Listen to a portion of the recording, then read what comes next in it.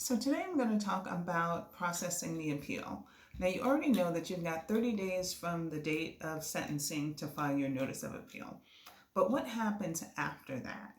So I'm going to tell you what happens after that. So after you file the notice of appeal, you're probably going to file a docketing statement and what's called a precie with the notice of appeal. So the precie is what tells the court reporter to start preparing your transcript.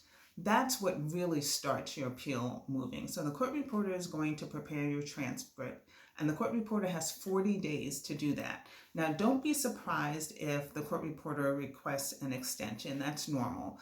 But after your transcript is filed, that's when your attorney has 20 days after the filing of the transcript to prepare your brief.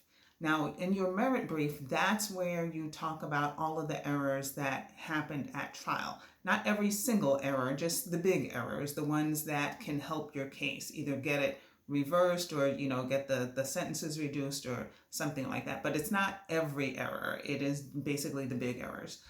So you've got 20 days after the transcript is filed to file the brief. After your brief is filed, then the state has 20 days to respond to your brief. After the state's brief is filed, you then have 10 days to reply to that brief. So after all the briefs are filed, you will get a notice from the Court of Appeals setting oral argument if you've requested oral argument.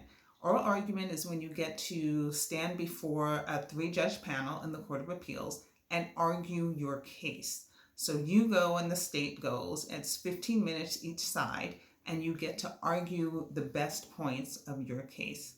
After that argument is over, it generally takes 3 to 4 months to get a decision from the Court of Appeals. Now, believe it or not, from the time you file the notice of appeal till you get that decision takes about a year. So an appeal is not a quick fix. It's going to take about a year from the time you file the notice of appeal to the time you get your decision. So that's the basic appellate process.